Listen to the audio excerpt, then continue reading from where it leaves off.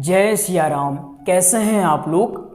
कहते हैं बुराई का महल कितना ही ऊंचा क्यों ना हो जाए, उसे सच्चाई के बिल्डोजर से आज नहीं तो कल ढहना ही पड़ेगा। जी हाँ, आपको ले चलते हैं सन 1528 में। मुगल बादशाह बाबर ने आदेश दिया कि राम जी का मंदिर तोड़ करके यहाँ बाबरी मस्जिद का निर्माण किया जाए। लेकिन उस पगले बाबर को पता नहीं था कि राम जी से हमारा कैसा नाता है। इसमें अनेक हिंदू संगठन सामने आए, साधु संत सामने आए, कई लोगों ने अपने जान की न्यौछावर की, कई लोग अपना पूरा जीवन राम मंदिर के लिए न्यौछावर कर दिया। यह 492 वर्ष की यात्रा सरल नहीं थी, न राम जी के लिए सरल थी और न ही उनके भक्तों के लिए सरल थी। सोचे राम जी के साथ कैसी घटनाएं हुई। अपने ही घर से उन्हें निकाल करके, उनका घर तोड़ करके कोई आतताई आता है और अपना घर बना लेता है और राम जी को फेंक देता है बाहर कि जाओ चबूतरे में रहो या टेंट में तुम रहो।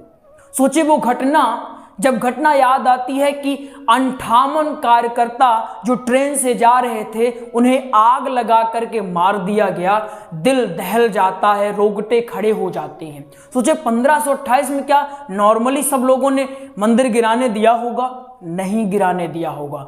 तब भी बहुत लोगों ने प्रदर्शन किया होगा, बहुत सी जान गई होंगी। वो बात अलग है कि आज हमारे पास कोई साक्ष्य नहीं है। लेकिन कहते हैं ना, बुराई कितनी भी मजबूत हो जाए उसे अच्छाई के सामने घुटने टेकने ही पड़ते हैं। देखिए, हमारे हिसाब से किसी एक पक्ष की जीत नहीं है, न हिंदू न मुसलमान, किसी एक पक्ष की जीत या हार का यह मामला नहीं है। यहां प्रश्न है सच्चाई की जीत का। यह प्रश्न उठता है भावनाओं का कि अगर आप किसी की भावनाओं के साथ खेलते हैं, सच्चाई को दबाते हैं, अनैतिक ढंग से कृत्य करते हैं, आज नहीं तो कल आपका निर्णय अवश्य हो जाएगा। कहते हैं देर है लेकिन अंधेर कतई नहीं है। तो आइए इस घटना को हम समझने का प्रयास करते हैं कि आखिर यह घटना कैसे प्रारंभ हुई, कब प्रारंभ हुई और इस घटना ने क्या क्या रूप लिए हैं। तो आइए हम समझने का प्रयास करते हैं श्री राम जी का कलयुगी वनवास कैसा रहा। जी हाँ, इसे कलयुग का वनवास ही कह सकते हैं। पहले भगवान 14 वर्ष के लिए गए थे, इस बार लगभग 493 से 495 वर्ष के लिए गए, मतलब लंबा पीरियड था।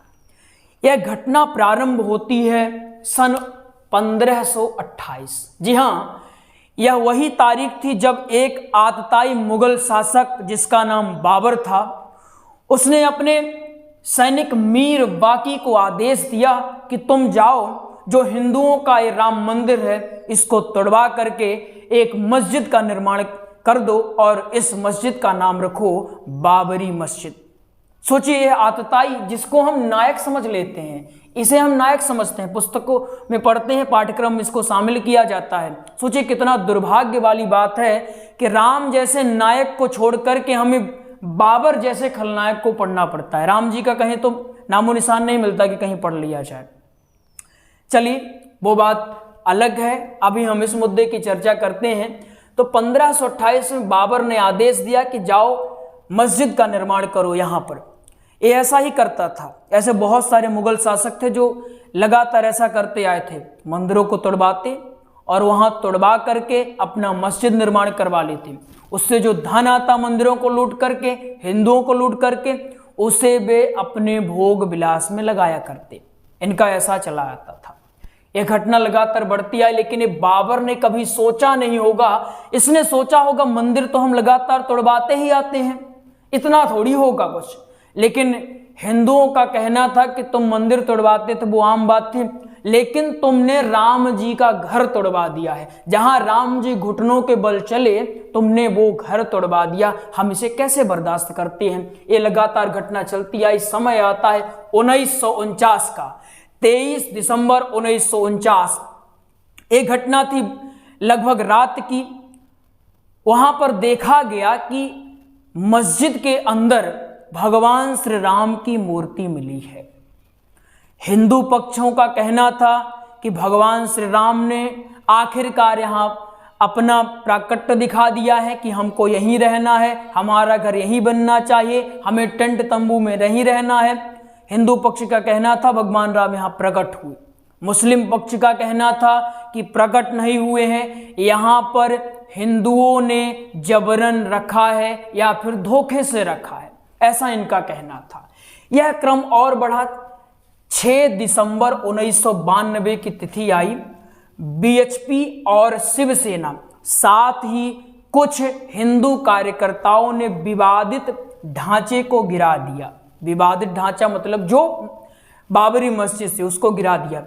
एक गिरना क्या लगता है आपको, बहुत आसान हो गया होगा? नहीं, बहुत दंगे हुए, बहुत लोग मारे गए, इतना भयंकर जन संहार हुआ कि कुछ वर्णन नहीं किया जा सकता। सांप्रदायिक दंगे, बहुत चीजें होती हैं इसमें। लेकिन अब एक घटना प्रारंभ हो चुकी कि अब सरकार को भी एक्शन लेना पड़ेगा। अगर सरकार एक्शन नहीं लेती है तो ये घटनाएं लगातार चलती रहेंगी। अब सरकार पर लगातार दबाव बना रहा।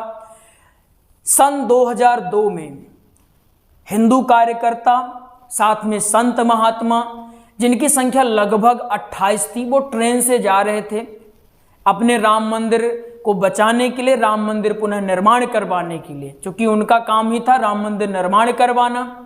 वो इसी काम से जा रहे थे।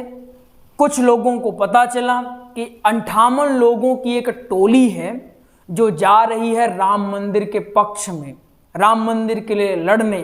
तो वो क्या करते हैं, ट्रेन में आग लगा देती हैं। 58 लोगों की मौत हो जाती, जितने कार्यकर्ता थे सभी की मौत हो जाती है। हिंदू कार्यकर्ताओं ने अपने कार्यकर्ताओं की मृत्यु सुना, आक्रोशित हो गए, दंगे हुए जिसमें लगभग 2000 लोगों की मौत हुई। यह दंगा बहुत भयंकर था। 2000 लोगों की मौत होती है। एक अगली डेट आती है 6 अगस्त 2019। अब सुप्रीम कोर्ट भी समझ चुकी थी, सरकारें भी अब समझ चुकी थी कि अगर अब निर्णय नहीं लिया गया तो अब लोग जागरूक हो चुके हैं, हिंदू संगठित हो चुके हैं, तो अब मामला खराब हो सकता है। सुप्रीम कोर्ट में अयोध्या मामले की सुनवाई प्रतिदिन होने लगी। अब डेली सुनवाई होती, वहां जांच होती कि जाओ भाई तुम जांच कराओ कि जाओ हिंदू पक्ष कह रहा है क्या ये वाकई में सच है या नहीं है सच, अगर सच है तो कितना है। जांच हुई, साइंटिस्ट गए वहां और जांच में वही होना था जो सत्य है। सत्य को दबाया तो जा नहीं सकता। खोदा गया वहां, जब खुदाई हुई तो पता चला यहां कभी ना कभी किसी हिंदू देवी देवता का मंदिर था। इससे क्लियर होता है कि जो हिंदू पक्ष कह रहा है वो बिल्कुल सही था। ठीक है, अब समय आता है 9 नवंबर 2019। 9 नवंबर 2019 में सुप्रीम कोर्ट का फैसला हिंदुओं के पक्ष में था। यहां कहा गया कि 2.77 एकड़ जमीन मंदिर की जो थी वो मंदिर को दी जाती है और मंदिर बनाने का आदेश भी दिया जाता है, ऐसा सुप्रीम कोर्ट ने कहा। लेकिन सुप्रीम कोर्ट ने कहा कि हम मुसलमानों को भी निराश नहीं करेंगे, इसलिए उनको अलग से 5 एकड़ जमीन देते हैं, वो जाकर के वहां अपना मस्जिद बना सकते हैं। यह पूरा कालक्रम अर्थात 1528 से लड़ते लड़ते 2019 तक इसमें बहुत हिंदू संगठनों की मृत्यु हुई, साधु संत अपने जान गंवाए। यहां तक इसमें बच्चा बच्चा राम का था। कोई ईंट देता, कोई खत लिख करके पहुंचाता, लेकिन सब डटे रहे, किसी ने छोड़ा नहीं कि अरे बहुत हो गया कालक्रम चलो छोड़ देते, सब डटे रहे। ये रहा श्री राम प्रभु का पूरा कार्यकाल। तो आप बिल्कुल है समझ गए होंगे, इसको चाहे तो आप उतार लीजिएगा, बाकी इंटरनेट में आपको बढ़िया से मिल जाने वाला है।